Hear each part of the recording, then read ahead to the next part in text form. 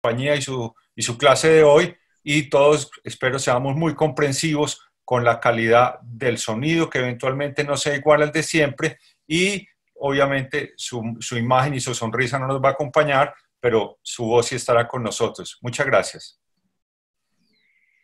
Gracias, profesor Alfredo, y gracias a Coprudea, y sobre todo infinitas gracias a quienes nos acompañan, y mil felicitaciones a quienes nos han escrito textos maravillosos, de lo cual me siento muy, muy feliz por la respuesta tan maravillosa que hemos tenido. Como les había prometido un regalito, entonces yo acostumbro mucho compartir mis libros. Les voy a empezar a dejar mi herencia. El libro que les voy a regalar, y ya el profesor Alfredo o el equipo dirá en qué forma, se llama Bestiario de Julio Cortázar. Obviamente es un librito usado, ya lo he leído mucho, tengo otra versión también, y si están interesados, si les gusta, con mucho gusto queda a su disposición. He recibido maravillosos textos, agradezco realmente tantas respuestas, y más adelante yo creo que vamos a tener la oportunidad de escuchar algunos de ellos que quieran compartirlos. Sería pues maravilloso. ¿Me están oyendo bien? ¿Sí? Perfecto. Bueno, sí, bien. Entonces hoy íbamos a hablar de dos temitas muy importantes. Un temita que sería el relativo a los factores que a veces nos dificultan el acto de escribir. Sin embargo, aprender a escribir, ya todos ustedes lo saben, aquí tenemos un público de mucha calidad académica. A pesar de todo eso, están interesados en mejorar su desempeño en este aspecto. Entonces sabemos que aprender a escribir es como aprender a realizar otra actividad. Al comienzo podemos cometer muchos errores, pero en la medida en que los vamos superando, comienza a desaparecer esa falta de confianza caracterizada siempre al inicio en cualquier actividad. Aunque no lo parezca, son palabras de Augusto Monterroso, un cuentista que hemos mencionado mucho. Él es guatemalteco. Dice Augusto Monterroso, el autor de fábulas como La oveja negra, que creo que es conocido por todos, o el que mencionábamos la vez pasada, ¿se acuerdan del dinosaurio? Dice Augusto Monterroso, palabras textuales: aunque no lo parezca, escribir es un arte. Ser escritor es ser un artista, como el artista del trapecio o el luchador por antonomasia, que es el que lucha con el lenguaje. Para esta lucha, ejercítate de día y de noche. En los textos que he recibido de ustedes veo un gran trabajo, y hoy precisamente vamos a abordar cómo ir también avanzando en ese camino, ya con otros conocimientos y prácticas de situaciones repetitivas que de pronto a veces obstaculizan la estética del texto, más no el sentido, porque una de las recomendaciones para escribir es realmente, si tienes que decir algo, dilo. Y todos ustedes y todos nosotros tenemos muchas cosas para decir. Entonces, en este curso lo que estamos abordando es básicamente mejorar ese proceso escritural ya como tal, con algunas otras características más adecuadas a la normatividad. Bien. Siempre al inicio les he traído un invitado. Ya habían mencionado, incluso en el grupo hay gente muy conocedora de este autor, que es León de Greiff, del cual habíamos hablado pues desde su creatividad en el lenguaje y su originalidad en los textos.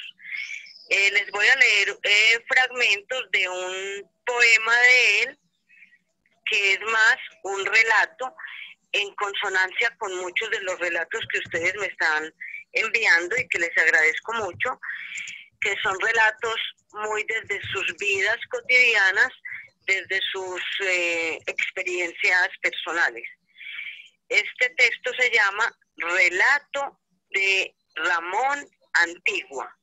Voy a leer apenas 3 versitos para que nos ubiquemos.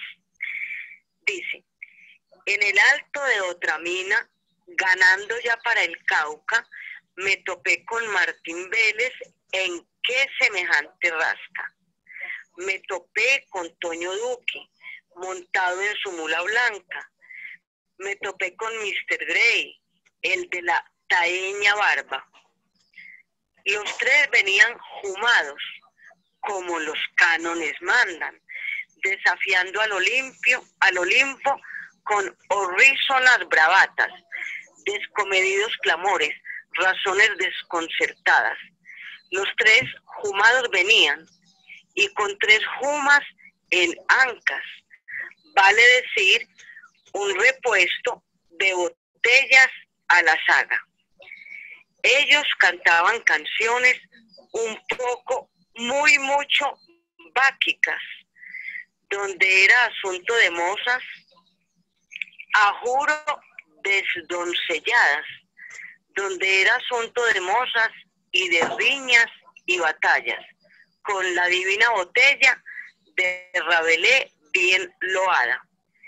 Después del postrero trago, si no se concertó nada de erótico esparcimiento, con las ninfas amadriadas, después del último trago, montan de nuevo en volandas, pues en el rumbo hacia el norte, la noche llegó de plata, toda sembrada de estrellas, y en el cielo y en el Cauca llegaron al señorío feudal, erótica marca, de rosa de bolombolo, la de pupilas estrábicas, de muslos pluscuamperfectos y de senos como cráteras, de corindón, cuyos vinos antes queman que no embriagan. Bien, lo dejamos ahí, les dejo la inquietud para que lean el texto completo. Se llama Del libro de los relatos, Relato de Ramón Antigua. Uno de los temas que vamos a tratar hoy es precisamente cómo resolver asuntos de repetición lingüística o de desconexión de frases o de conectores, en fin. Y vamos a mirar en la parte de sustitución lingüística. Vemos que en algunos autores como León de Greiff, aquí encontramos que escribir literariamente es diferente de escribir científicamente o de escribir periodísticamente. Entonces yo quiero que vamos viendo que esas diferencias son muy marcadas, porque literariamente el autor se puede valer de muchos recursos, rompiendo normas que incluso son normas conocidas. En cambio, escribir científicamente o en forma periodística, en forma académica, no nos podemos valer de tantas libertades. Ahí tendríamos que recurrir a uno de los esquemas que vimos al principio, que era pensar en el tema, en la audiencia y en el objetivo o en el propósito que tenemos. Aquí, por ejemplo, en León de Greiff encontramos un vocabulario que para nosotros es nuevo, porque él usa muchos arcaísmos o latinismos. Por ejemplo, cuando él dice doncellas desdoncelladas, nos hacemos ya pues a la idea de la virginidad. Cuando él dice, habla de los senos con relación a, y de senos como cráteras, yo tampoco conocía esa palabra. Crátera era una vasija de vino, una vasija ancha, en la antigua Grecia, una vasija de vino. Y cuando nos dice, por ejemplo, en ninfas amadriadas, ese amadriadas también tiene que ver con el término mitológico de las ninfas del bosque. Entonces, encontramos que la mayoría de los textos que me han enviado son textos muy buenos. Destaco sobre todo, por ejemplo, un texto que me mandó Luis, cuentos cortos, textos muy bien elaborados, y todos los textos que me han mandado textos Sarita, Beatriz, tengo muchos nombres aquí pues que no los tengo acá a la mano, pero en general textos muy buenos que ojalá al final los podamos compartir. Entonces, dentro de los textos, dentro de los factores que iba a mencionar hoy que nos dificultan el acto de escribir, está, por ejemplo, el factor psicológico, que de pronto es el temor que tenemos a equivocarnos. Sin embargo, no es un temor que nos puede arredrar para seguir escribiendo, porque si lo hacemos como práctica constante, cotidiana, y como recomiendan los cánones, diariamente escoger una hora del día, un espacio para practicar nuestros textos, vamos perdiendo pues ese temor. Otro factor que puede ser, que nos puede inhibir para escribir, es el factor cognoscitivo. Sin embargo, ese factor tampoco está en ustedes, porque la mayoría de nuestros textos son textos muy personales, y quién más que nosotros nos conocemos. Además, la mayoría de nosotros estamos ya habituados a la lectura.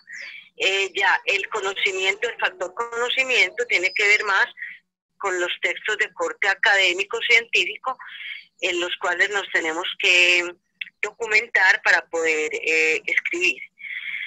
Luego vendría otro factor que es, entonces tenemos los factores psicológicos, los factores cognoscitivos, tendremos en tercer lugar los factores lingüísticos, y los factores lingüísticos tienen que ver mucho con la formación que tengamos en nuestra parte idiomática. Sin embargo, todos nosotros en un momento dado somos escritores, hemos sido escritores desde la academia, y estas cuestiones idiomáticas no pueden tampoco obstaculizarnos, porque lo importante es tener que decir y organizar nuestras ideas. Al organizar nuestras ideas jerárquicamente, estamos dándole coherencia al texto, y las sugerencias que yo voy a hacer hoy en la última parte de estos factores serían las sugerencias de corte normativo o lingüístico. Pero si tenemos que decir algo, lo decimos. Y no pensar en la gramática, en la sintaxis, en la cacofonía, en los problemas que pueden surgir o acarrear. No importa, escribamos fluidamente, y ya hemos visto que en este proceso de la cocina de la escritura debe ser un proceso donde exige borradores, exige esquemas, exige herramientas de surgimiento de las ideas y de organización de las ideas. Entonces, editamos el texto al final, pero de una vez vamos haciendo caso de nuestras ideas como van surgiendo, y vendrá el proceso ya de planificación, organización, revisión, edición, que son procesos a los que de pronto estamos acostumbrados en la academia, más no en nuestros escritos personales. Bien, entonces en ese sentido, la competencia lingüística que tengamos la vamos a usar no tanto como un obstáculo para impedirnos escribir, pensando en que si está bien el verbo, si está la palabra, no, vamos a tratar de ejercer la escritura básicamente, y lo que quiero que nos quede bien claro, como instrumento de comunicación.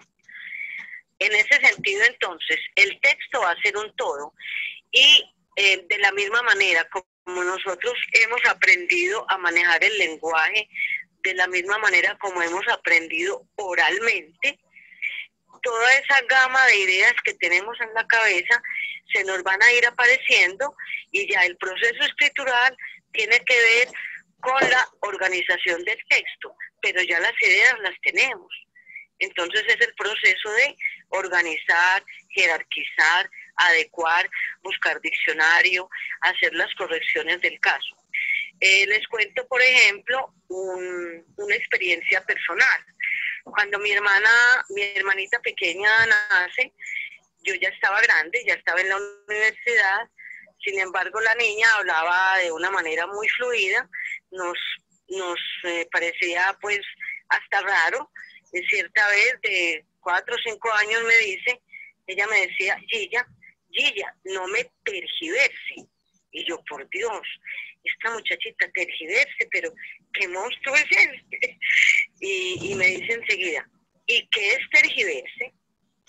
Entonces, uno actúa lingüísticamente de una manera natural, y más adelante es la academia la que nos instruye ya en la normatividad, de tal manera que no tengamos el temor de equivocarnos. La idea es corregir más adelante si es el caso. ¿Me iba a hablar alguien? Bien. Entonces estábamos en los factores psicológicos, los cognitivos, los lingüísticos y finalmente los factores retóricos. Entonces a uno la retórica le suena como, uy, pues esto es para lingüistas, para filósofos, para gente muy elaborada académicamente. La retórica realmente es el arte de hablar y escribir bien. Todos nosotros hablamos bien, escribimos bien, ya queremos practicar, explotar esa riqueza que tenemos mental, esa riqueza que tenemos de nuestras sensaciones, de nuestras vivencias, y plasmarlas por escrito. Entonces, la retórica ahí realmente la vamos a considerar es como un sistema dialéctico de búsqueda de relacionamiento de los datos. Es decir, un proceso en el que desde que empezamos a escribir ya lo abordamos, porque quien escribe está de entrada, quien escribe no necesita haber tenido los 20.000 títulos X, sino quien escribe realmente está incurriendo en operaciones retóricas desde que empieza a idear estrategias de cómo hacerlo. Y es lo que estamos haciendo aquí.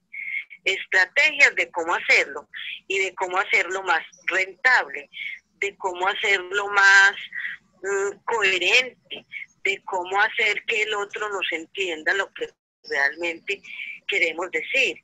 Entonces, esos procesos retóricos tienen que ver con que nuestro texto tenga unidad, con que nuestro texto tenga coherencia, con que nuestro texto tenga variedad, con que nuestro texto sea ameno, y con los elementos de corrección lingüística que tendrían que ver ya con lo que hemos planteado antes, es decir, qué género escritural queremos practicar. La mayoría de los que me han escrito, y reitero mis agradecimientos con ellos, y los que me escuchan mucho más todavía. Fue los últimos 15 segundos que se estaba dañando la señal, pero ya la recuperaste. Continúa tranquila.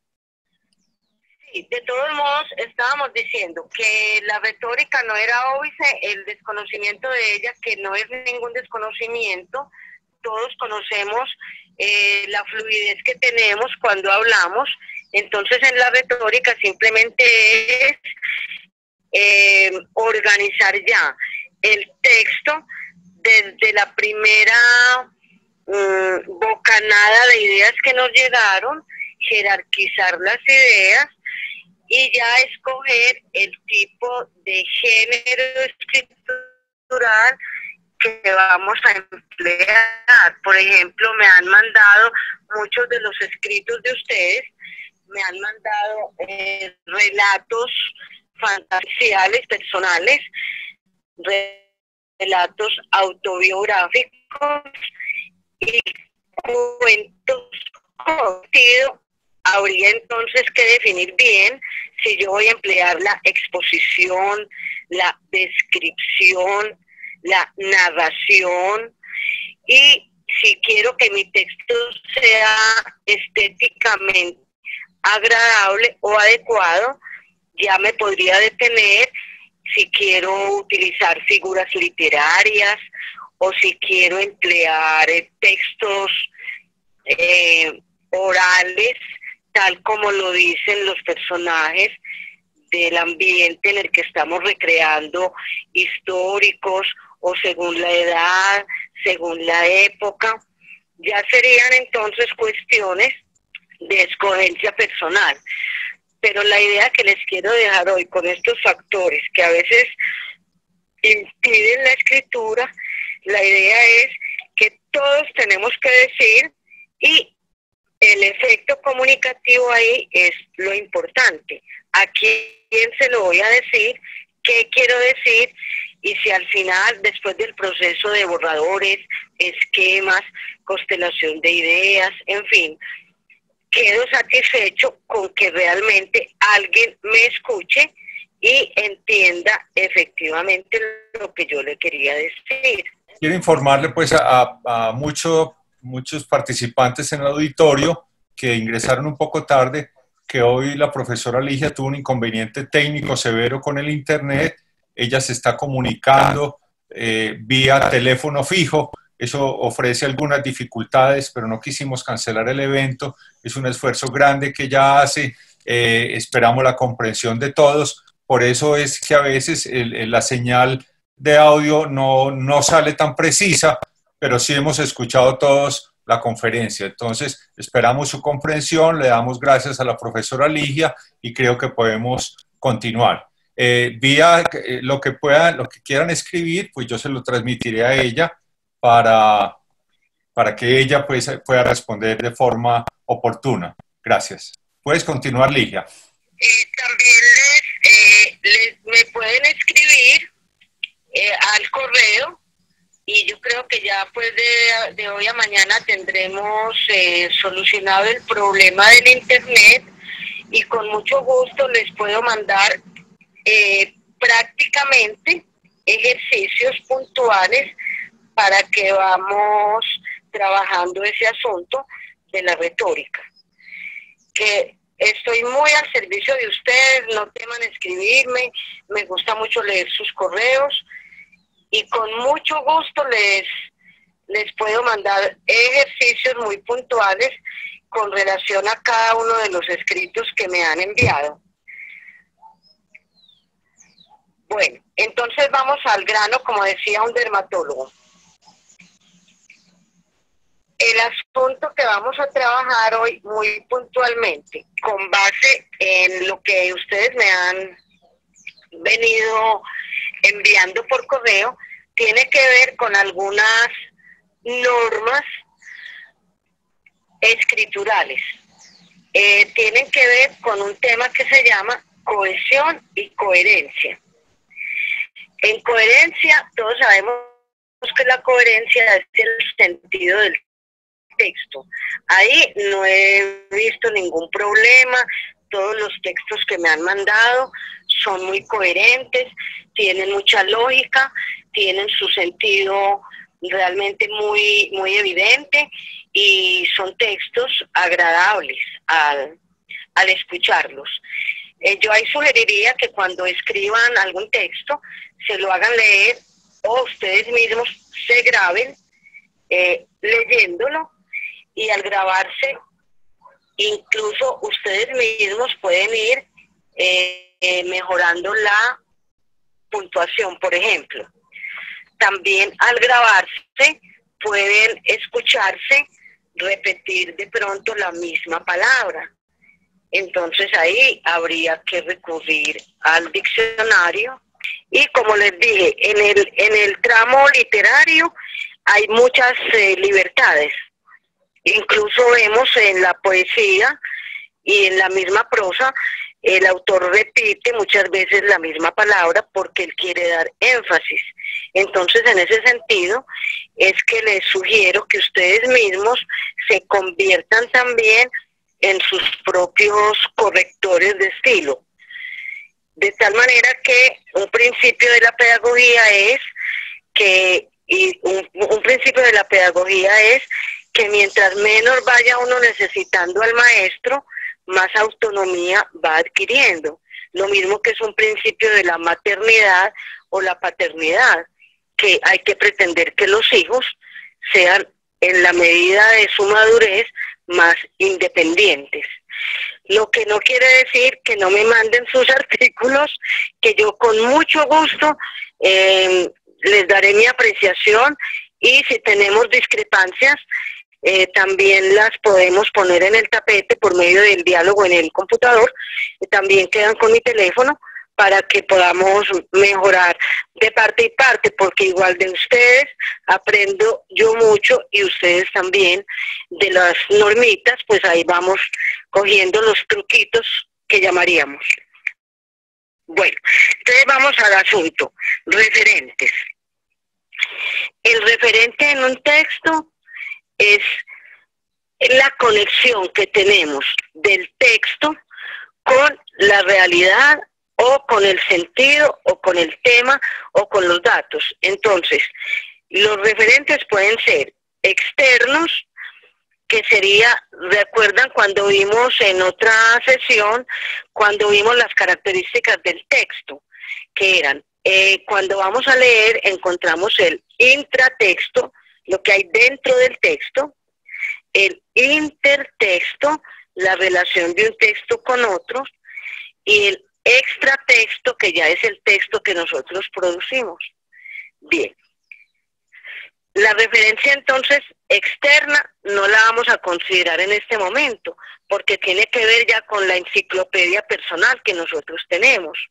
Vamos a mirar hoy la referencia interna, que se llama referencia endofórica. No quiero complicarnos con palabras muy técnicas, pero simplemente es la referencia que hay dentro del texto de una palabra con otra. En ese sentido, entonces, la referencia que hay de una palabra con otra es la referencia que hay entre sustantivo, verbo, adverbio, entre sujeto, entre predicado, es decir, cómo conectamos cada una de las palabras. En este sentido, sí. Entonces, por ejemplo, hay una referencia que se llama referencia anafórica. Entonces no se complican con la palabra. Anáfora es una palabra que tiene relación con otra ya mencionada. Me explico. Un pronombre, por ejemplo. Un pronombre es un elemento anafórico. Si yo digo, mi público, me siento muy orgullosa de mi público, espero no defraudarlos, mi público en este momento está muy atento. Más adelante me voy a referir a mi público y digo ellos, para no repetir mi público. Ellos, aunque un poco desanimados por el audio o por mi presentación simplemente oral, sin embargo, están atentos. Bueno, algo similar. Entonces, cuando utilizamos pronombres para reemplazar nombres, estamos utilizando referentes para evitar la repetición de el mismo elemento. Entonces, para no decir, él vino temprano, él se dispuso a trabajar normalmente en su escritorio, él, para no repetir tanto ese él, lo puedo sustituir también por un sustantivo. Entonces, si él se refiere a Pedro, Pedro vino temprano, cuando él se dispuso a organizar su escritorio, se dio cuenta de tal cosa. Entonces, esa palabra que reemplaza a una que venimos repitiendo mucho, esas palabras son, ya lingüísticamente, son los pronombres, los demostrativos y los comparativos. Entonces, si yo digo, yo vivo en Medellín, aquí, en esta ciudad, entonces ese aquí está reemplazando a Medellín, ¿sí? Para evitar repetir, yo vivo en Medellín tal cosa, en Medellín tal otra, en Medellín tal otra, emplearía un adverbio, aquí, allá, en este lugar, en dicha ciudad, en la bella Villa de la Candelaria, en fin. Entonces sería una referencia pronominal, una referencia empleando pronombres personales, empleando demostrativos, por ejemplo, esto, eso o aquello. Miren que aquí, si me escriben, con mucho gusto les mando los ejercicios puntuales para que empecemos a mirar en qué texto podríamos reemplazar una palabra por otra. Los adverbios, entonces, aquí, allá, adelante, atrás, encima, debajo, me estarían reemplazando en un momento dado el lugar como tal, que es lo que llamaríamos la parte de deícticos o pronombres o conectores señalativos. Y por ejemplo, en comparación, las referencias en comparación, ¿se acuerdan por allá cuando estudiamos en la escuela, cuando nos enseñaban de comparativos tanto como, más que, menos que? Todos esos comparativos tienen dos partecitas, entonces muchas veces empleamos solo una partecita. Por ejemplo, y estaba haciendo tanto calor, y me quedo ahí y me falta otro pedacito, tanto calor que, y ya sigo con la otra idea. Entonces a veces en sintaxis, la sintaxis es muy matemáticamente muy productiva porque la sintaxis hace que haya equilibrio entre los elementos de la oración. Bien, en ese sentido entonces, repito, la cohesión tiene que ver con que las partes del texto estén relacionadas armónicamente y eso hace que yo pueda, en vez de repetir una palabra, sustituirla por otra. En vez de repetir un término, utilizar un sinónimo. En vez de repetir un lugar, utilizar un adverbio. Yo creo que queda claro, ¿cierto? Bueno, otro elemento muy importante de cohesión, estamos viendo elementos de cohesión. Reitero, elementos de cohesión, los pronombres, los adverbios, los comparativos y la sinonimia. Entonces la sinonimia tiene que ver con que en vez de decir el profesor Alfredo tal cosa y más adelante otra vez el profesor Alfredo tal otra y más adelante diría el profesor Alfredo tal otra, quien dirige esta sesión, además el ingeniero el ingeniero Gómez nos planteó tal otra. Entonces empezar a mirar por qué elementos puedo sustituir un nombre sin dañar el texto y sin quitarle sentido al texto y procurando darle armonía al texto. ¿Sí queda claro? Bueno, como no los estoy viendo ni ustedes a mí, espero que me escriban, ¿sí? Con mucho gusto vamos a mirar eso. Bueno, hay otro fenómeno que se llama, entonces estos elementos que se refieren a elementos ya nombrados se llaman anáforas. Sin embargo, la anáfora en poesía es la repetición de la palabra. Por ejemplo, Miguel Ángel Asturias, en el señor presidente, en una obra que también hay que leer, decía, por ejemplo, alumbra, lumbre, lumbre, luzbel de piedra, lumbre, alumbra, lumbre, lumbre. Ahí la anáfora, que es la repetición constante, el poeta la necesita. Pero ya en un texto que nosotros tengamos, en un cuento, en un relato corto, de pronto, si es necesario para hacer énfasis, hay que usar la palabra. Pero si veo que le daría más riqueza al texto, utilizar un sinónimo, lo utilizaría. Por ejemplo, voy a hablar de mi colegio, y si yo digo mi colegio, mi colegio, mi colegio, mi colegio, de pronto el texto se vuelve monótono. Pero si digo mi colegio, tal institución, en dicho lugar, en fin, lo puedo reemplazar por lo que se llamaría la perífrasis, lo que se llamaría la paráfrasis, porque perífrasis es dar rodeos, lo que llamaríamos la paráfrasis, volver a decir. Para que se distraigan un poquitico en volver a decir, pensemos en un juego que hay por ahí, refranes para cultos. Lo voy a proponer a manera de juego, a manera de lúdica, para que no se cansen mucho de este texto tan normativo. Por ejemplo, refranes para cultos. Dicen, equino de proporciones grandes, desplácese o no se desplace. Todo el mundo ya ha adivinado que caballo grande, ande o no ande. Esto es a manera de juego, a manera de humor. Crustáceo en estado onírico, deambula involuntario por entre el fluido vital. Ya se lo pillaron, qué rico que lo dijeran. Camarón que se duerme, crustáceo en estado onírico, camarón que se duerme, deambula involuntario entre el fluido vital, se lo lleva la corriente. Bueno, y este que es el que nos está perturbando. A perturbación ciclónica en el seno ambiental, rostro jocundo. A mal tiempo, buena cara. Espero que se hayan distraído un poquito.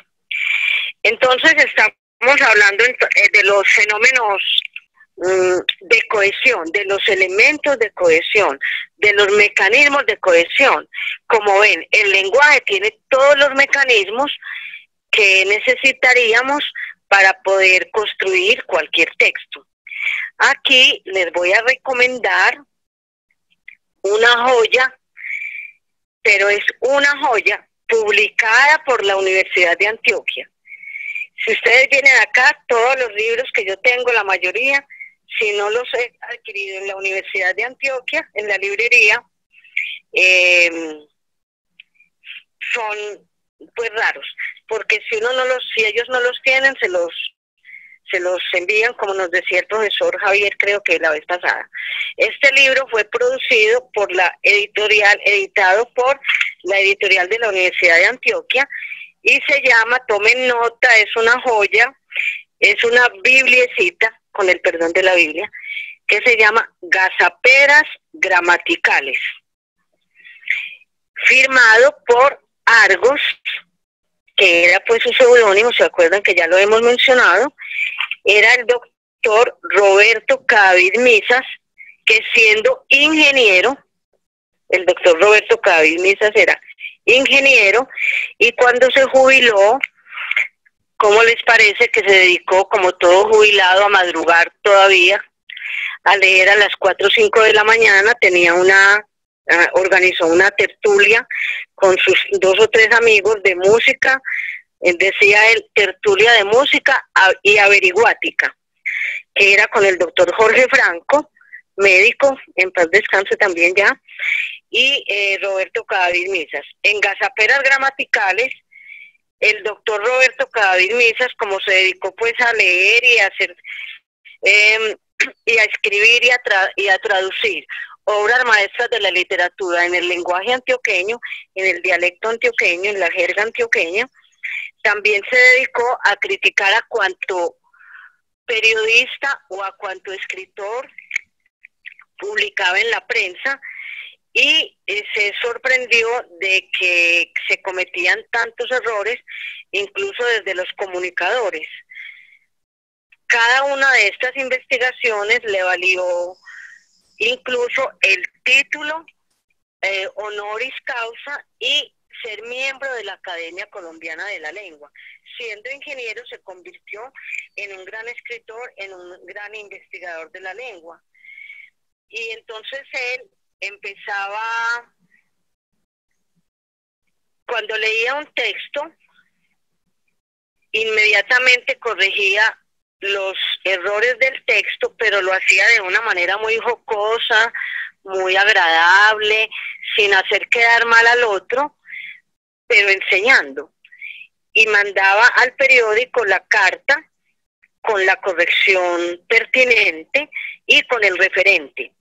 El mismo García Márquez tuvo en cuenta a Roberto Cadavid Misas para incluso revisión de alguna de sus obras y sus pertinentes correcciones. Por ejemplo, dice aquí, cita, dice el periodista, El Tiempo, comillas, desafortunadamente no se tuvo en cuenta el haber informado, cierra comillas, y firma Otto Morales Benítez.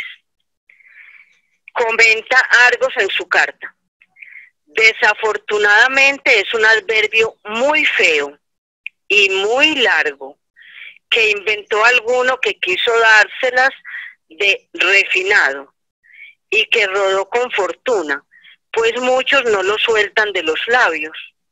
No existe en español la palabra desafortunadamente y debe reemplazarse por infortunadamente o desgraciadamente, porque la palabra original es infortunio, no es desfortunio. Ese es pues uno de los muchos ejemplos que podemos encontrar en este libro de gazaperas gramaticales. Miren, por ejemplo, este otro caso. Entre más grande el acontecimiento, más pequeña es la noticia publicada. El Tiempo. Comenta Argos: entre más es una locución que se oye mucho en Bogotá y su zona de influencia, y que ya fue criticada por Cuervo en sus apuntaciones.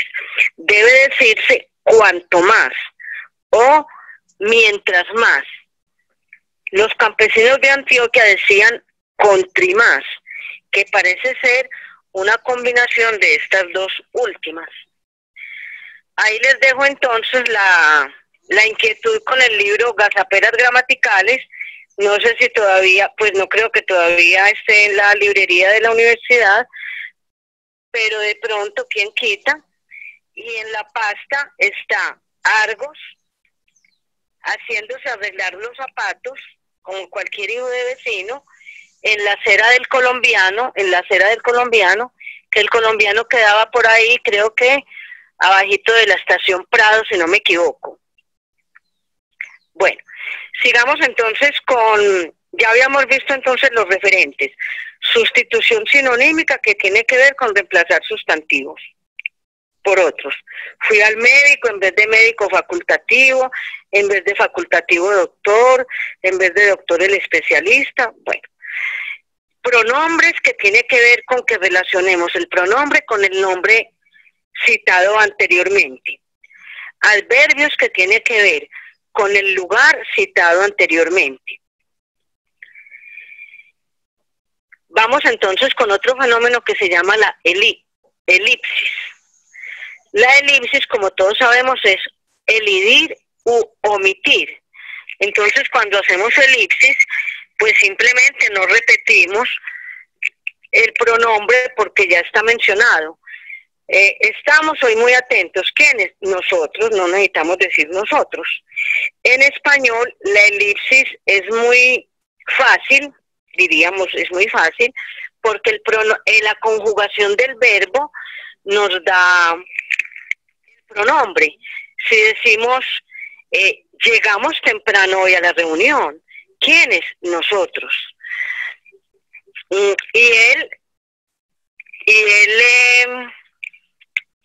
el presentador nos advirtió de las falencias que íbamos a tener con relación al sonido.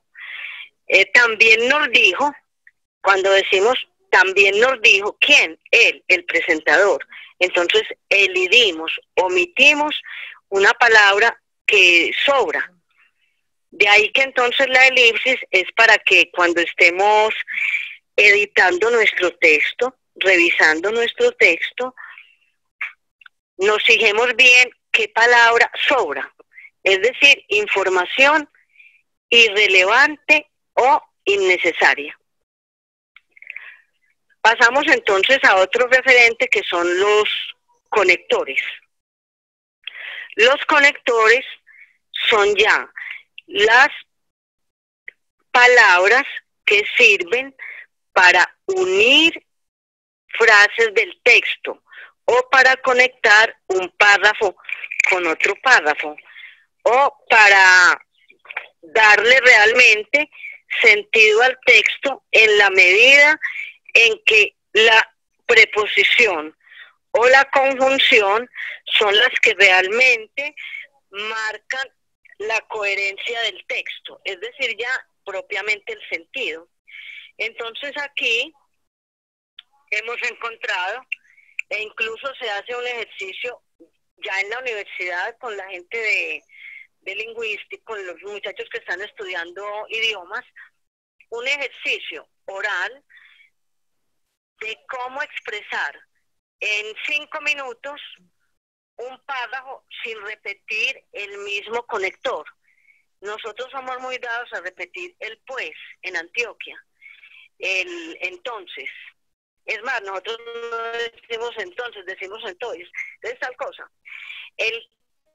Recordemos que las preposiciones, que nos las aprendemos de memoria desde la escuela, ¿se acuerdan? A, ante, bajo, cabe, con, contra, en fin, desde, en, entrar, hasta para, por, según, sobre, tras, todo ese cuentecito, nos lo aprendemos de memoria, sin embargo, utilizamos repetidamente 2 o 3 nada más, y las otras las dejamos de lado. Igual pasa con las conjunciones. Las conjunciones también son elementos que nos aprendemos desde la escuela y solo utilizamos unas cuantas. Incluso juntamos varias conexiones sinónimas en la misma frase, por ejemplo, pero más sin embargo, pero si las 3 son iguales, ¿cierto? De ahí que muchas veces, y de pronto es el defecto nuestro desde la academia, de nosotros los maestros desde la primaria y desde la secundaria, de que enseñamos en la clase de español solo de pronto definiciones memorísticas, pero que no las ponemos en uso. Entonces, la escritura realmente es el uso del lenguaje. Y como nosotros queremos escribir, vamos a escribir de una manera agradable, de una manera bonita, de una manera estética, de una manera coherente, y ya en el nivel del grupo que tenemos aquí tan selecto, que es un nivel muy elaborado académicamente, ya en ese nivel repensar con más conciencia estos elementos que parecen ser baladíes. Entonces, miremos cómo las conjunciones son, por ejemplo, y, ni, que, pero, más, pues, como, si no, aunque, en fin, hay una cantidad de conjunciones, incluso en un texto que nosotros en comunicaciones produjimos en un equipo de investigación para los muchachos, sobre todo de ingeniería. Hay un texto que tenemos que se llama Leo y escribo en la universidad. Al final tiene 500 maneras de conectar cualquier tema, 500.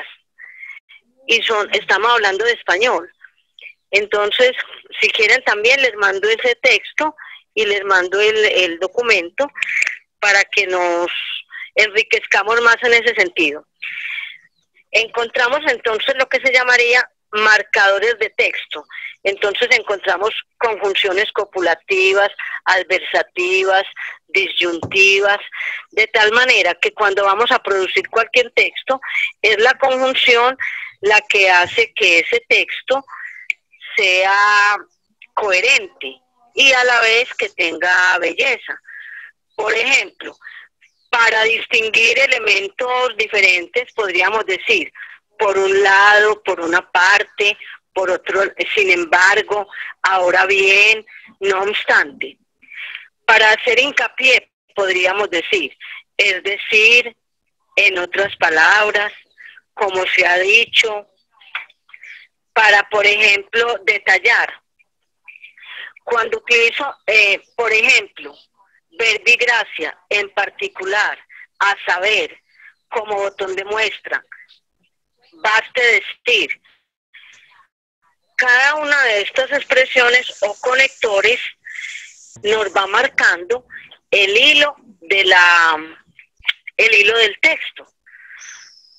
Se llaman entonces marcadores textuales y también podemos consultar las diferentes clases de conjunciones para que nos ilustremos más en el sentido de que cuando ya hayamos escrito, no cortemos la inspiración, no cortemos las ideas que se nos abarrotan en la mente, las dejemos fluir, pero que luego en la parte organizativa sí empecemos a utilizar esta revisión más a conciencia. Incluso se recomienda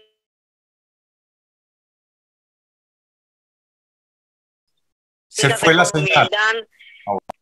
Nosotros, bueno, ya ustedes, pues ya nosotros con cambiar, mover un texto, cambiar la palabra para otro párrafo, en fin, todas esos recursos tecnológicos que nos ayudan a construir ya un texto bien armado.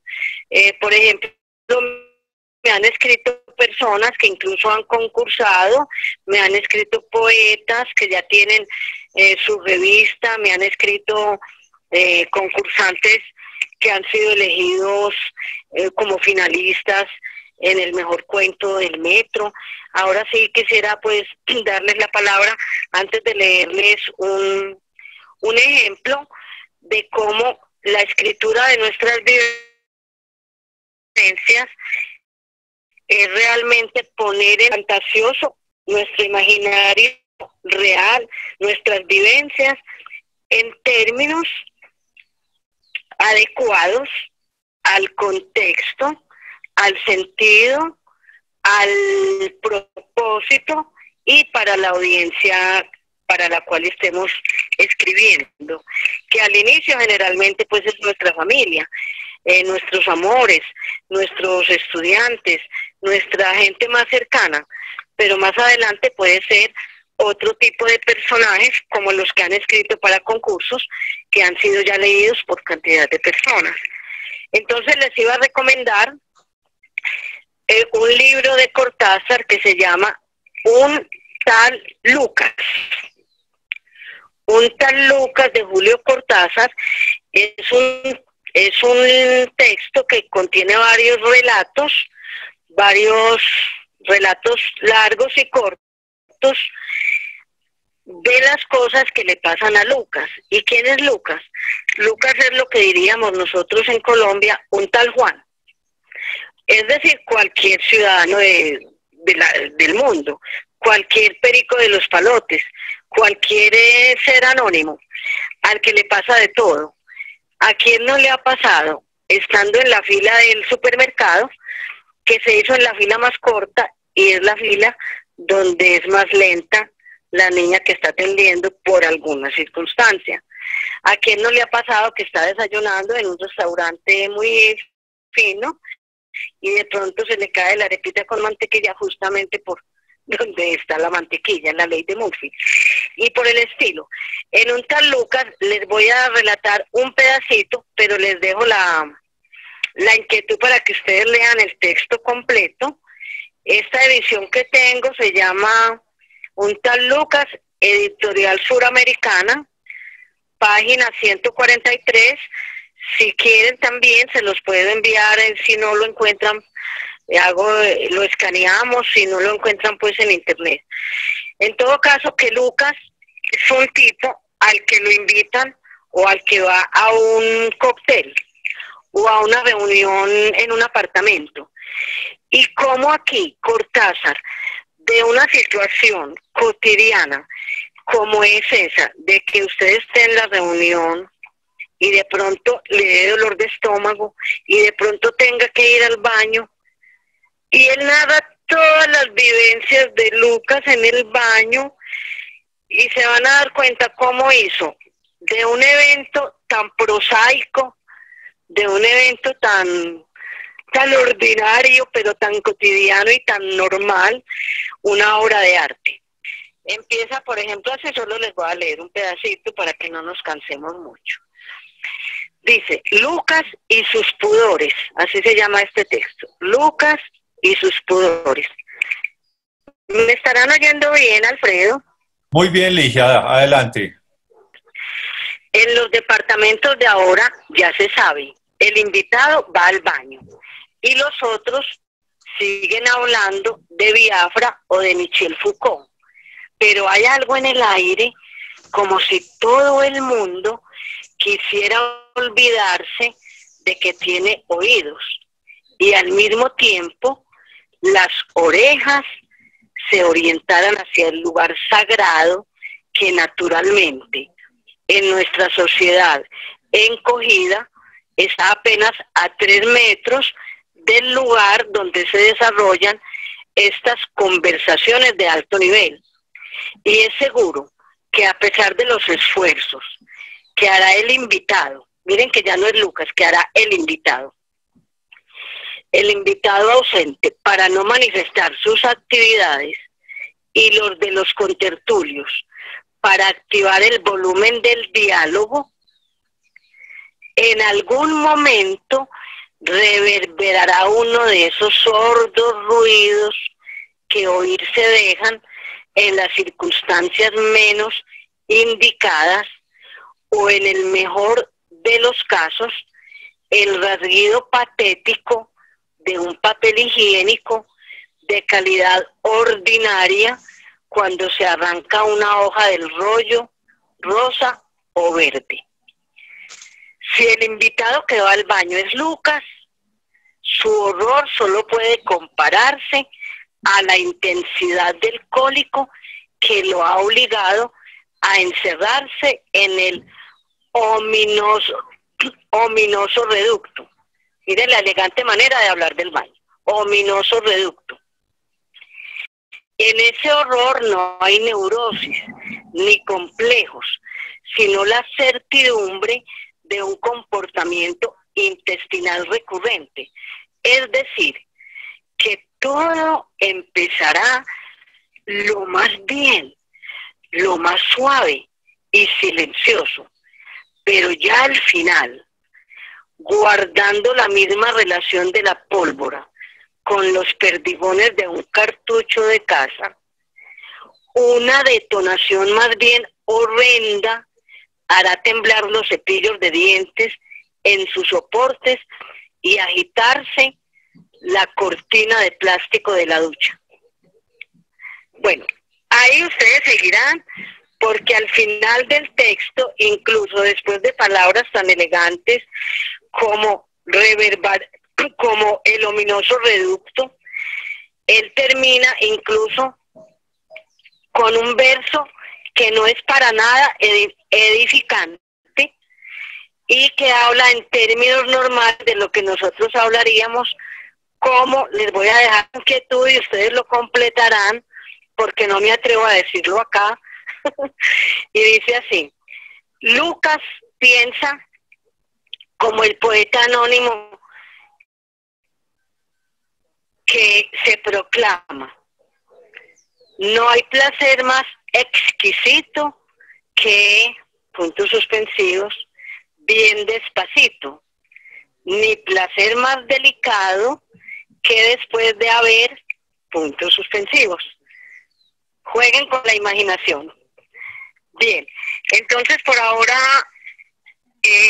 me falta una última figura, entonces las vamos a repasar: la sustitución sinonímica, la sustitución pronominal, los pronombres, los adverbios, la elipsis, que es elidir, omitir, y vamos con la última, la siguiente, que son el uso de preposiciones y conjunciones, y la última, que sería la hiperonimia o hiponimia. No quiero pues confundirlos con términos raros, pero es que no son raros.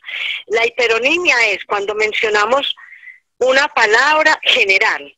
Por ejemplo, en vez de hablar del bus, del taxi, de la bicicleta, de la patineta, hablaríamos de vehículos. Y la hiponimia es lo contrario. En vez de hablar del taxi que me trajo, la hiponimia es la palabra menor, hiponimia. O sea que taxi sería hipónimo de vehículo y vehículo sea hiperónimo de taxi. Entonces, cuando nos referimos, por ejemplo, a que comí manzanas, bananos, aguacates, etc., hablaríamos de, metí ahí los aguacates que no era, frutas. Pero cuando hablamos ya de específicamente de objetos, sería un hipónimo. ¿Qué tiene que ver esto con el texto? Que muchas veces cuando estamos en el texto escribiendo, mencionamos de pronto la misma fruta o el mismo referente, pudiendo de pronto abarcar todos los nombres de las frutas que mencioné en una, que es cuando, por ejemplo, estamos haciendo un texto y en el primer párrafo habló de la manzana, en el segundo párrafo habló otra vez de la manzana, en el tercer párrafo habló de la manzana. Entonces más bien emplearía ya al final, para concluir, el hiperónimo fruta. Entonces la fruta de Eva, que es la manzana. Y al contrario, cuando soy muy específico, cuando soy muy general, necesitaría ser muy específica para evitar malos entendidos.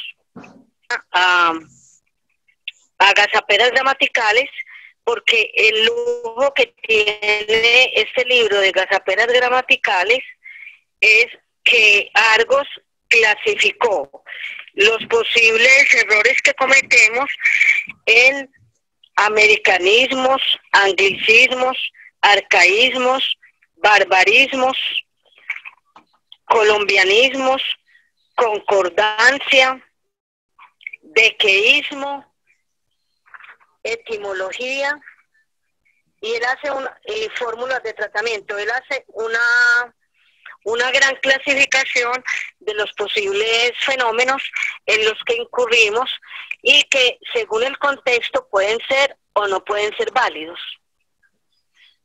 Por ejemplo, la palabra idiotismo.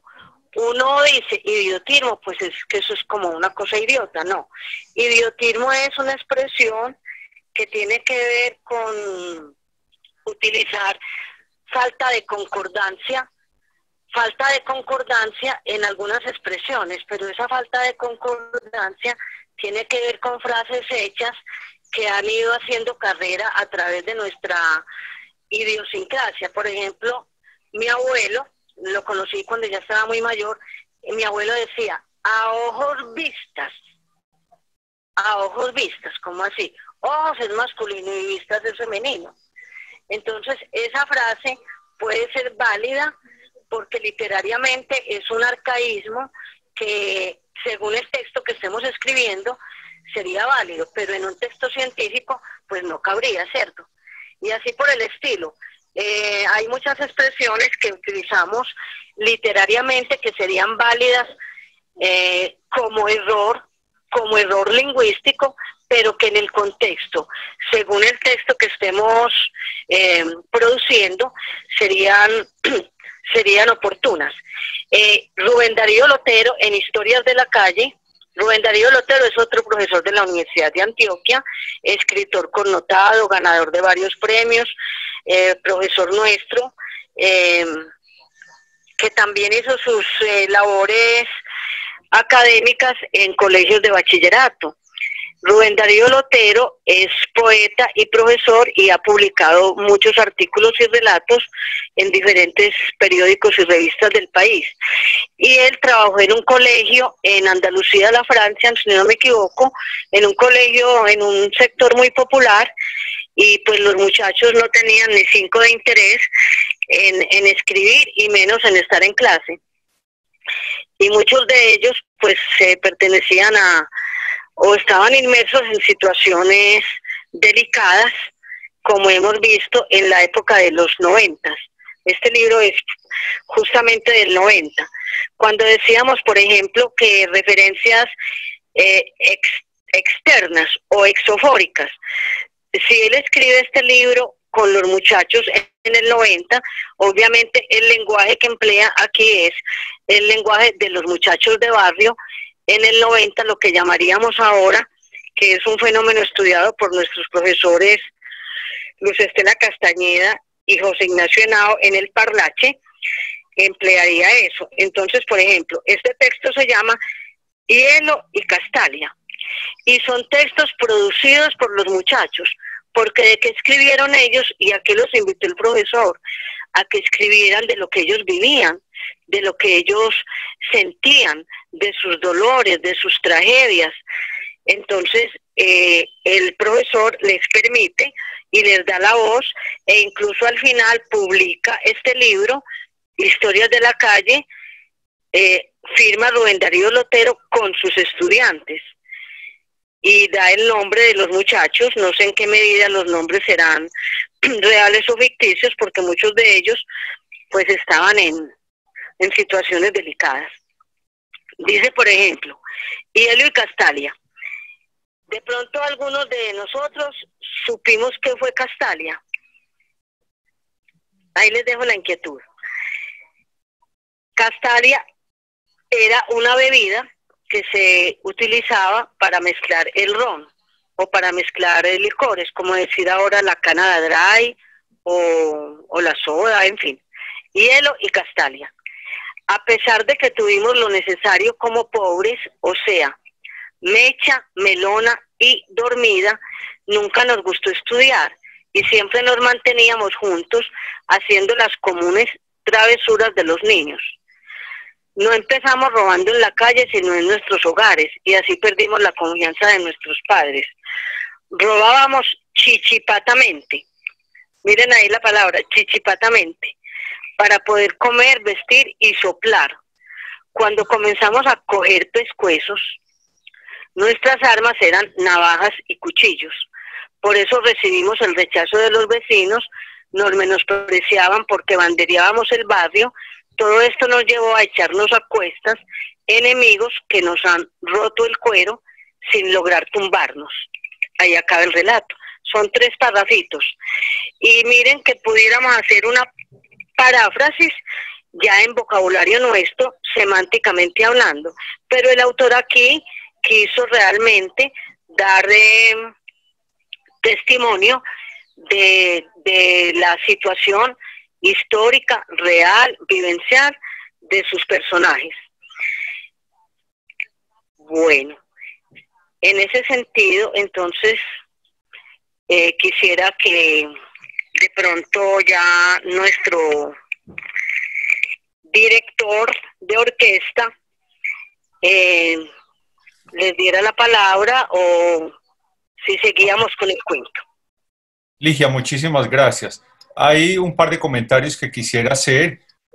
Nuestro auditorio es muy generoso y cada vez que tú haces referencia a un texto, rápidamente buscan en Internet y nos han dado la posibilidad de darnos los enlaces para llegar a esos textos. Por ejemplo, el de San Lucas, etcétera, nos han mostrado pues dónde los podemos encontrar. Hay una pregunta del profesor Jorge Duque que yo quisiera leerte para ver cómo nos ayudas con ella. ¿Estás escuchándome bien? Sí, señor. Bueno, Jorge pregunta cómo resolver el tema de mezclar la narración, la descripción, el diálogo, etcétera. ¿Cómo se resuelve esa situación? Sí, eso es muy sencillo. Se resuelve de una manera natural. Incluso uno de los textos que me envió, creo que fue Sara Gaviria, ella mezcla el diálogo y mezcla la narración. Generalmente estos autores que les he recomendado, por ejemplo, sobre todo Cortázar, mezcla mucho todas esas situaciones. Entonces la idea es, como les he dicho, el sentido del texto nos va dando la respuesta. Actuar con naturalidad. Si tú lo que quieres decir lo tienes claro, lo dices, y luego ya al armar el cuento, al armar el relato, la misma lectura oral te permite esas posibilidades. La narración, la descripción es muy innata a la narración, porque ¿qué es narrar? Narrar es contar con palabras. ¿Por qué la literatura clásica es tan larga? Porque no tenían la fotografía, entonces no teníamos el internet para visualizar. Entonces ellos tenían que describir con pelos y señales todo lo que ellos querían mostrarnos. De ahí que textos tan largos como los de Dostoyevsky o los de Tolstoy son maestros en la descripción. No sé, la respuesta pues no es muy puntual, pero sí es muy general en tanto es la riqueza que tengamos nosotros de todos los mecanismos que la lengua nos permite para utilizarla. Es que escribir es un acto, como estábamos diciendo, de liberación, liberar todo ese saber que tenemos, todas esas vivencias, toda nuestra sensibilidad a flor de piel, y las herramientas las tenemos a la mano con el lenguaje.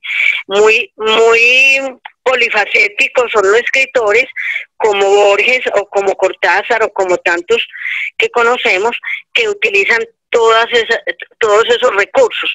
Tomás Carrasquilla es un gran escritor.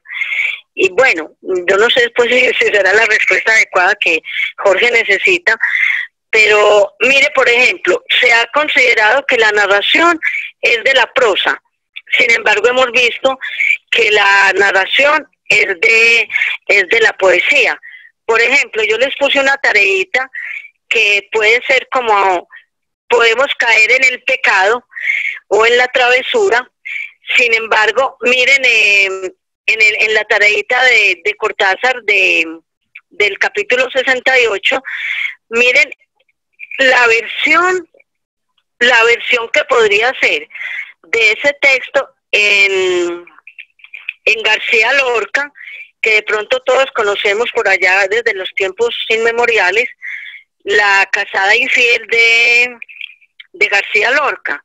Y dice García Lorca: sus muslos se me escapaban como peces sorprendidos, la mitad llenos de lumbre, la mitad llenos de frío.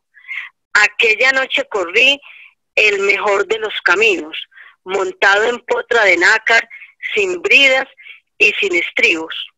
Miren qué belleza de descripción de un acto que podría ser dicho de otra manera. En términos de Bukowski sería otra cosa. En términos de Henry Miller sería otra cosa. En términos de Cortázar, miren él todas las palabrejas que se inventó. Y así sucesivamente. Entonces yo diría, pues a Jorge, que es que somos libres de emplear todos los mecanismos que la lengua nos proporcione. Esa es la riqueza de la escritura. ¿Sí? Estaba claro. Luis Córdoba nos plantea aquí una inquietud.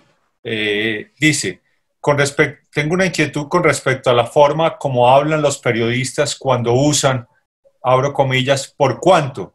Cuando creo que debería estar, ¿por qué? Por ejemplo, fue detenido por la policía por cuanto había robado esa mañana. A mí me suena que por cuánto es de cantidad y por qué es de razón. Sí, es que mire, aquí tenemos que mirar es el contexto. Si en el contexto el sentido te da incluso lo que tú quieres decir, no hay problema. Es decir, que algo decía, no podemos ser tan puristas con el lenguaje. Tenemos que dejar que si el texto que yo estoy produciendo y mostrando al otro es comprensible para el otro y maneja el sentido, no hay problema. Ser puristas también nos vuelve muy psicorrígidos con el mismo lenguaje. Ya, por ejemplo, en textos de corte académico para revistas indexadas y en fin, ahí sí tenemos que ser puristas. Pero en la parte literaria hay muchas libertades, incluso libertades que podemos poner al final como noticas de por qué utilizamos ese término y no otro, o por qué utilizamos esa figura y no otra. Bueno. Perfecto. Bueno. No sé, Ligia, tú qué quisieras, si por ejemplo escuchar algunas de las lecturas que te hayan enviado. Por ejemplo, la semana pasada Yasmira no alcanzó a leer algo que tenía porque el tiempo no nos dio. Quizás quieras que escuchemos algunas de otras lecturas de las personas que te escribieron, o inicialmente podríamos dar pie para algún comentario o otra pregunta abriéndole micrófono al público. Tú me dices. Sí, como usted quiera, profesor Alfredo, como usted considere. A mí me gustaría mucho que la gente tuviera pues, espacio y si el sonido de retorno es bueno, yo podría pues hacerle las observaciones, y si no, me pueden escribir y por el correo les haría por escrito las observaciones. Bueno, yo creo que en primera instancia entonces quisiera más bien escuchar comentarios, preguntas acerca de de la sesión de hoy, y si no hay mucha pregunta o comentario, enseguida daríamos paso a la lectura de algunos textos, ojalá cortos, de lo que tengamos para esta semana. Entonces, por favor, Lina o Santiago, abrimos micrófonos y hablamos. Listo. Listo, don Alfredo, ya están abiertos los micrófonos. Gracias, Lina.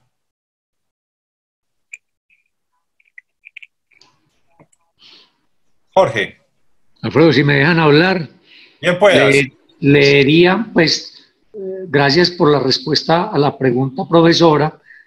Sigo teniendo, pues, como una cierta inquietud porque pasar, por ejemplo, de la narración a un diálogo es como cambiar, yo no sé si dramáticamente, la responsabilidad de la historia de quien la narra, que podría ser un contador de historias, a quien la vive, que puede ser un protagonista de la misma.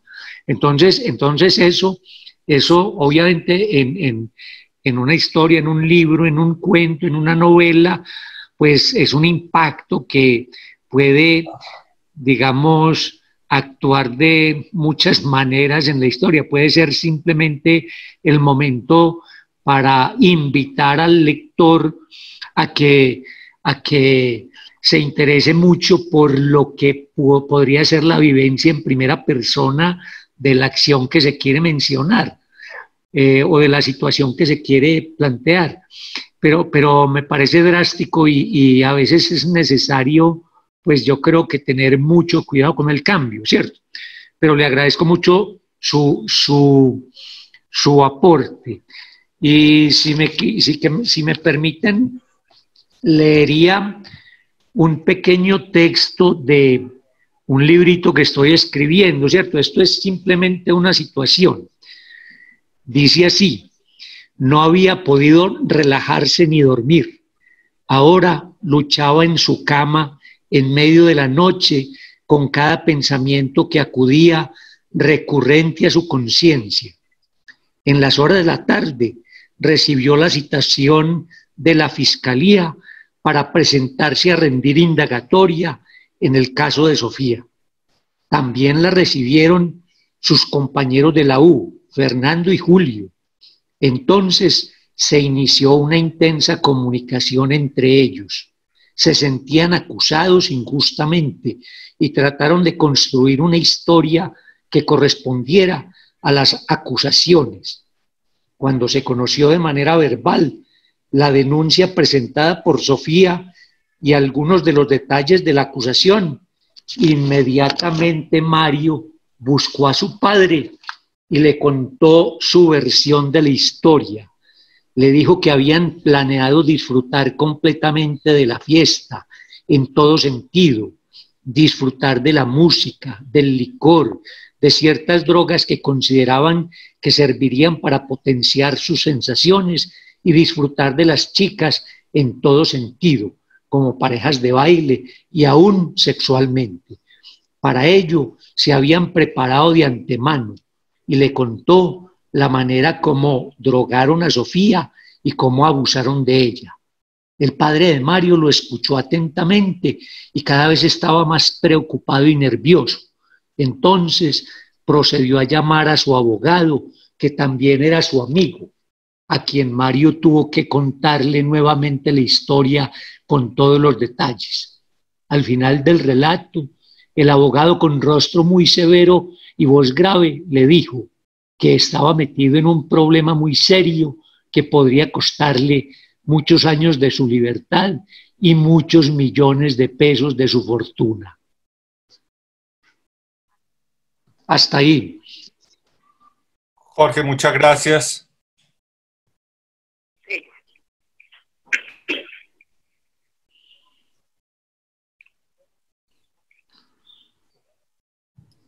Ligia, ¿tienes algún comentario? Aló.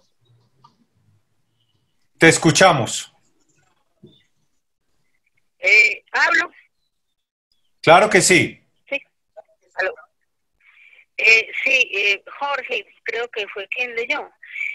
Mire, Jorge, mire que usted empleó la riqueza de los diferentes narradores y empleó lo que se llama la voz indirecta, que es válido. La voz indirecta le dijo que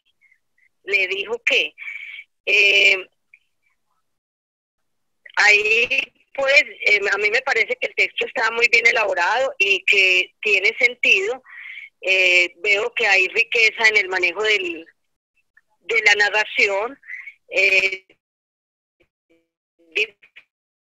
Diferentes narradores pueden utilizarse en esa, bien interesante. Claro que sí lo logré escuchar bien, pero no tan nítido. Entonces me gustaría mucho también que de pronto me lo quisieras mandar al correo. Sí, profesora, con muchísimo gusto se lo mandaré. Sí, muy bien. Bueno, pero se escuchó muy bien, muy atinente, con mucho sentido y muy realista. Bueno, si alguien más nos quiere compartir algo que teníamos para hoy, ¿quién nos quisiera compartir, opinar o preguntar algo? Alfredo, Liliana Fernández, y de pronto ahorita me dan el espacio para leer un corto escrito que hice también, agradezco. Liliana, yo creo que ahora no, ya. Ah, listo, muchísimas gracias. Y Bueno, pues, claro que sí. Procura hablar un poco lento para que la profesora Ligia te pueda escuchar bien. Acuérdate que está desde un teléfono fijo. Perfecto, muchísimas gracias. Y gracias por este maravilloso curso, de verdad que muy lindo, muy interesante. Entonces voy a compartir algo que escribí como iniciando pues en esta maravillosa tarea. Se llama Arepas al carbón. Ay, ¿cómo no recordar si aún sigue vivo ese momento en mi memoria? Parece que fue ayer. Era una mañana lluviosa y gris. Estábamos, mi abuela y yo, en aquel lugar preferido por ella, la cocina. Digo preferido porque allí era feliz preparando los alimentos para los seres que tanto amaba, sus hijos y el abuelo.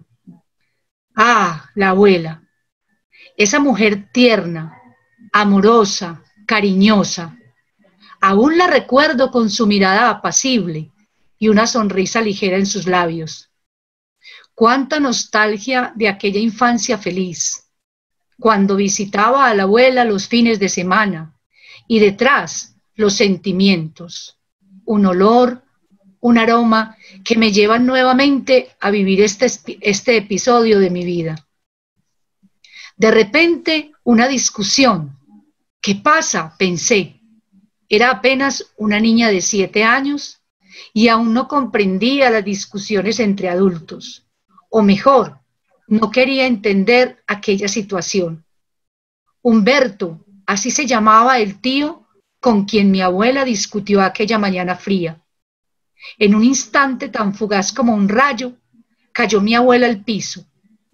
La verdad, no sé si fue ficción, realidad o simulacro. Lo que sí sé fue que Humberto, sobresaltado por el susto, corrió al teléfono, supongo, a llamar a algún médico que le ayudase en medio de semejante situación. Y yo ahí, estupefacta. No recuerdo claramente si me paralicé o quizás sentí temor. ¡Ah! Ese momento no lo tengo tan grabado en mi memoria, pero sí tengo presente aquel instante en que mi abuela se desmayó. Sentimos un olor a quemado. Fuimos nuevamente a la cocina y allí estaban las arepas que la abuela asaba para el desayuno. Vaya sorpresa la que nos llevamos al verlas carbonizadas, semejante chasco. Nos sentamos alrededor de la mesita, la cual estaba adornada con el mantel a cuadros rojos y amarillos, y a reírnos como locas entre risas y carcajadas. En el olvido quedó ese mal momento entre tío y abuela. Bueno, esa fue una de las vivencias de infancia, y gracias, ese era el que quería compartirles. Muchas gracias, Liliana.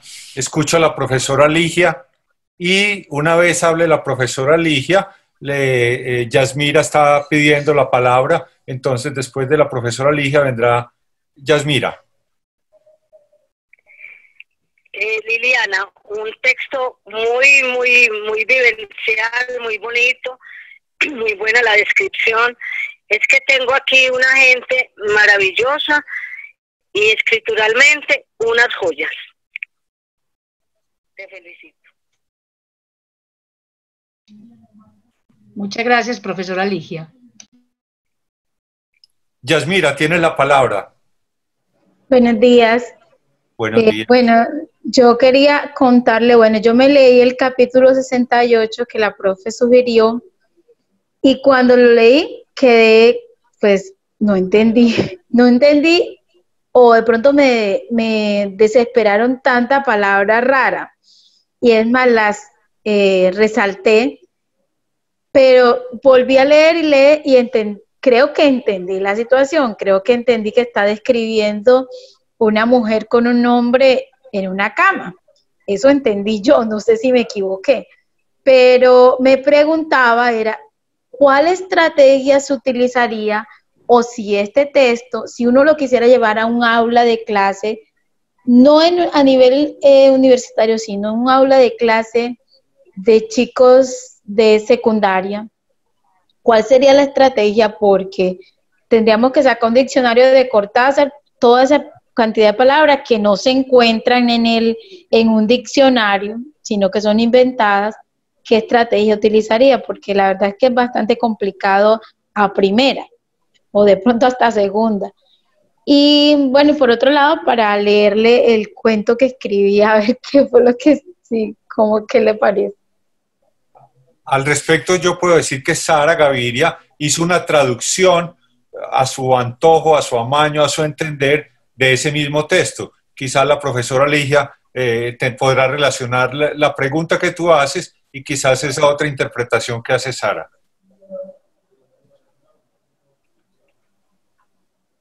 Ligia, adelante. Sí, señora. Ah, bueno, sí, voy a leer y entonces después para que usted me diga la pregunta que tengo con lo de Cortázar. Entonces, un cuento, me seguí por las reglas que usted dijo, que no nos pasáramos de las 500 palabras. Ah, ok. Que me seguí por las reglas que usted dijo. Bueno, es una anécdota. Ahora sí se escucha bien. Sí, dígame. Se llama La Línea y la Palma. Dice, era una tarde soleada de esas de verano, en que se seca la tierra y la brisa levanta la arena. Aquel día, a las 3 de la tarde, hora del tinto, la señora costurera de la calle Cañabrava se sentó a beber, mientras se mecía en la mecedora que había puesto en las afueras de su hogar. Las mujeres a su alrededor también disfrutaban el aroma y el sabor del pocillo de la tarde. Echaban un cuento y hablaban del pueblo, también mirando a los niños quienes jugaban en la calle de arena. Al cruzar la calle había una casa de palma y bareque, vieja pero firme en sus horcones, con puertas y ventanas grandes de madera, fresca como la brisa del mar y acogedora como la sombra del árbol del patio. Isabel, la señora de esa casa de palma, llamada Isa, bajo la sombra del alero del patio, tomaba tinto con la camándula en la mano. Parecía que todo era lo mismo de siempre, pero de la noche a la mañana, lo mismo pasó a ser el día aquel. Alguien dijo, ¿qué es lo que suena? Otra dijo, ¿qué es lo que huele? ¿Será la olla que dejé a la llama? De repente, un grito, cayó el murmullo. ¡Corran! Se va a quemar. A la loma, y allá se fueron. Niños y mujeres aterrados, pero curiosos en medio del miedo, miraban la casa de palma desde la loma. La modernidad golpeaba la tradición. Las chispas parecían bengalas en Navidad y todos decían se va a quemar, pobre de Isa, y nadie dijo corre Isa. Mas la fuerza de la creencia, mezclada con su templanza, la hizo a ella gritar más fuerte, no se quema porque él me ve. Había un niño en casa a quien dijo, no nos vamos a morir. Y mientras ellos cerraron los ojos, los de la loma los abrían más. Aterrados y rígidos, veían la línea moverse y contornearse como caballo cuando ve serpiente, y echaba chispas como una fogata en el techo de palma, que parecía ser de acero o de hierro, no se quemaba, y ahora las chispas eran atracción, y así se fue apagando la línea.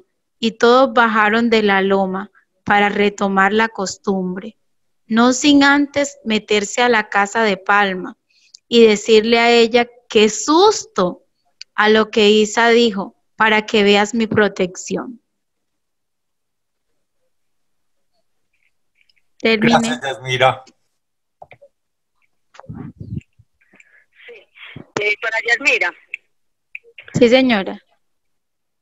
Yasmira, mira, tienes mucha habilidad para narrar. También te digo lo que le dije, creo que fue a Jorge y a quienes me han hablado, que es rico que me manden los textos porque yo soy muy visual, entonces tengo más posibilidades de hacer las observaciones más puntuales. Pero en general, tienes mucha habilidad en la narración, Yasmira. Y muy rica tu participación y la de todos. Muy, muy, muy buena la participación, a pesar de que no nos estemos viendo, pero hemos sentido la voz de ustedes muy bien. Bueno, y con relación a lo de Cortázar, mire, yo lo que les quería demostrar con el texto de Cortázar es la maravilla. Nosotros tenemos la maravilla eh, comunicativa en nuestro idioma, que es el español, y en el español tenemos como la sintaxis, que es el orden de las palabras en la oración, como la sintaxis es la que nos da el sentido y no tanto la semántica en este caso. La semántica tiene que ver con el significado de las palabras y la sintaxis tiene que ver con el orden de las palabras en la oración. Entonces, aunque nosotros quisiéramos decir lo que deseáramos, lo podríamos decir de tal manera que no necesitaríamos incluso el conocimiento semántico de la palabra para poder hacernos entender. La sintaxis tiene un orden que es básicamente sujeto, predicado. El sujeto generalmente es un sustantivo. El predicado es un verbo conjugado.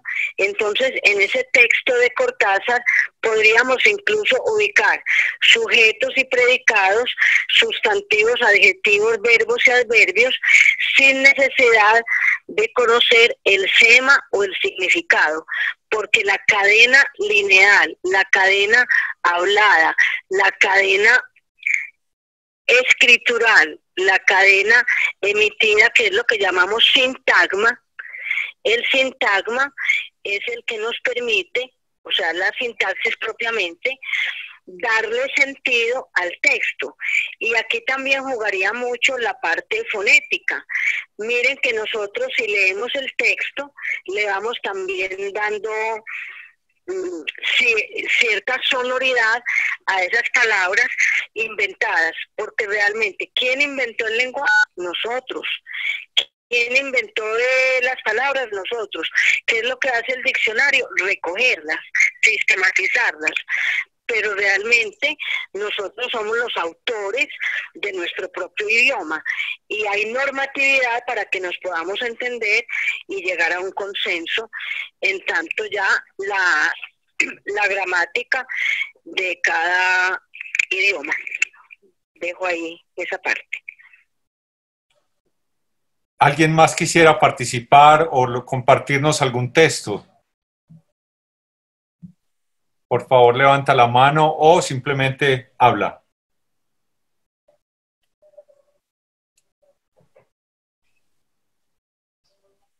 Hola. Hola, Sara. Hola, hola. Bueno, buenos días para todos. Como 3 anotaciones que escribí ahí. Los cursos que da la biblioteca de la Fundación EPM de redacción y ortografía son excelentes. Esta semana empiezan inscripciones y fortalecen todo lo que la profesora Ligia dijo. Tan pronto tengan link, se los mando a Alfredo, ver cómo se los hace llegar.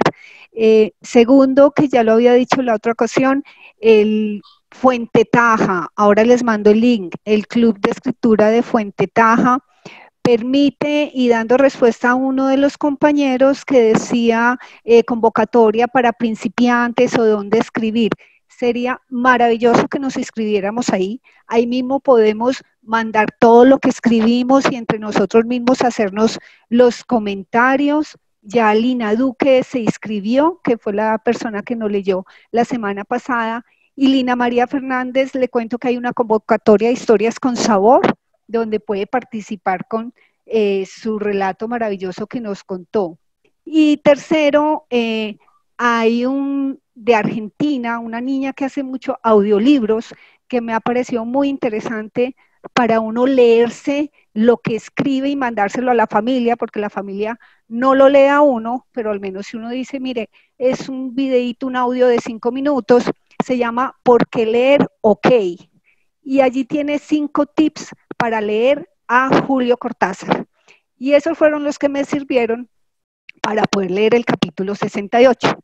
Y lo que dicen es, no le ponga atención a lo que no entiende, solo lea y trate de interpretarlo. Entonces, de esa manera, pues, se hizo como la tarea. Esos son como los puntos que quiero decir. Tengo, pues, algo que escribí, que la profesora Ligia lo corrigió muy amablemente, pero bueno, de pronto son 6 minutos, que son 500 palabras, pero para darle oportunidad a otras personas, tú dirás, Alfredo. Bueno, si hay alguien que quiera leer, puede leer antes de ti. Si no hay nadie, pudieras proceder, Sarita. Entonces esperemos unos segundos a ver si alguien quiere leer, alguien que no nos haya leído nada en la vez anterior, o si no, puedes proceder.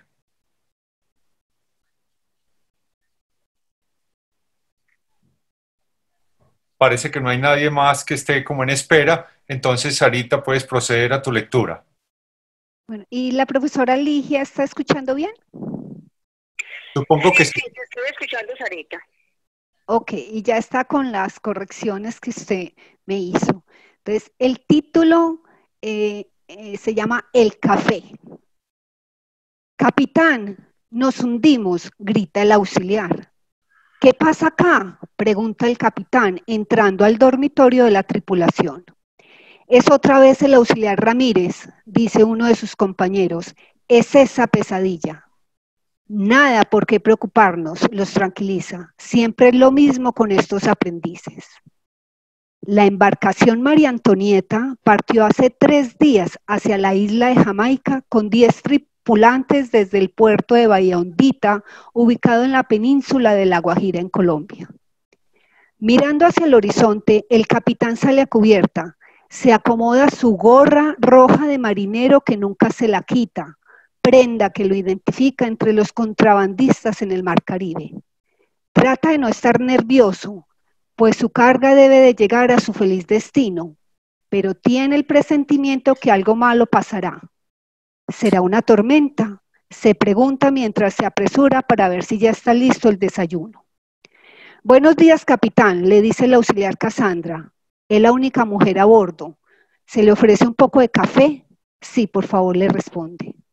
La cocina de Cassandra huele maravillosamente. Es una mezcla entre picante y dulce. Es una combinación de olores y colores que hace que todos se deleiten y no quieran salir de allí. Volví a escuchar los gritos del auxiliar Ramírez, dice Cassandra, mientras les sirve un humeante café y unos huevos revueltos con langosta que le dan un color naranja muy especial, acompañado de unas sabrosas arepas de queso. Huele delicioso el café, elogia el capitán.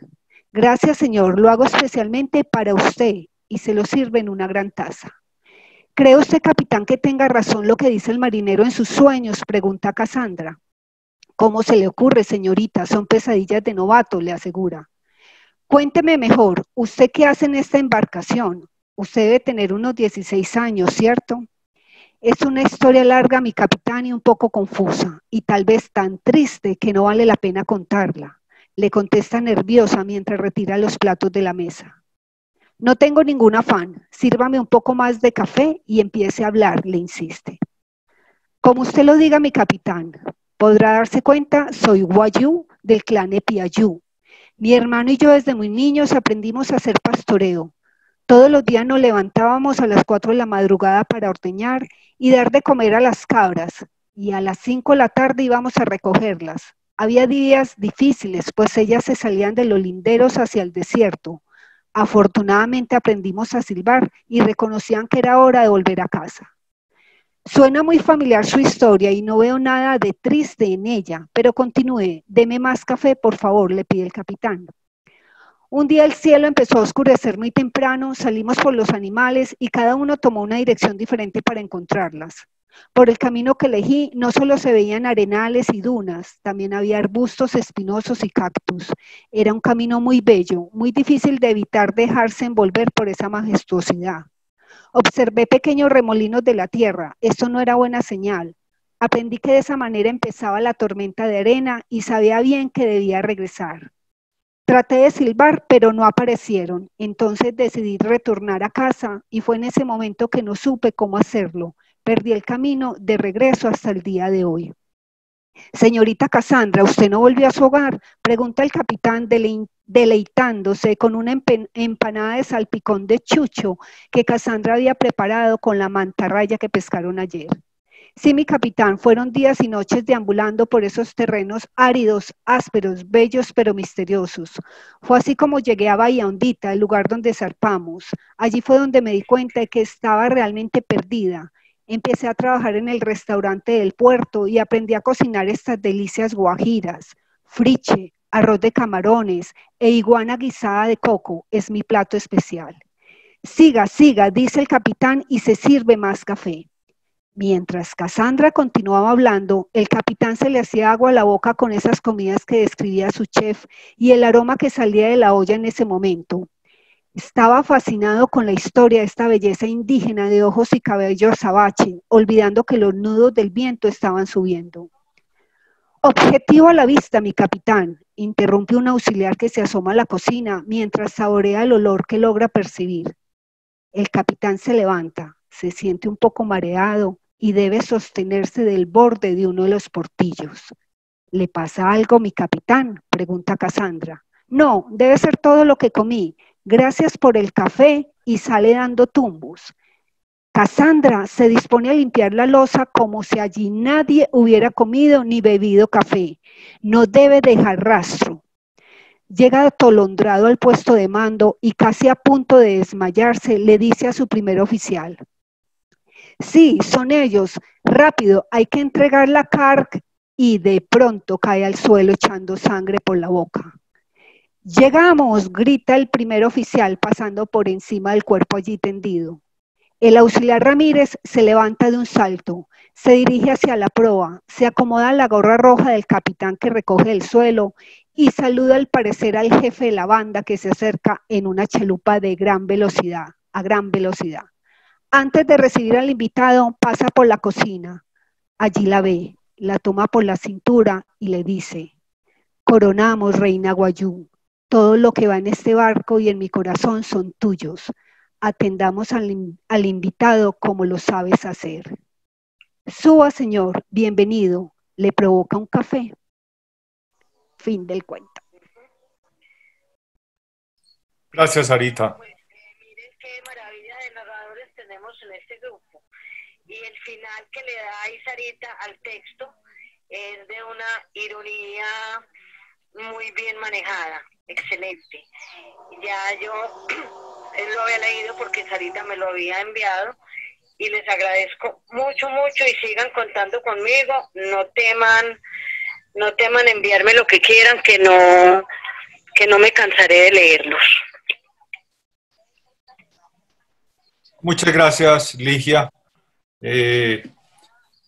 Creo que con este texto terminamos la reunión del día de hoy. Quiero agradecer inmensamente el esfuerzo que ha hecho la profesora Ligia en acompañarnos bajo estas difíciles circunstancias desde un teléfono público, sin poder leerlos, sin poder verlos.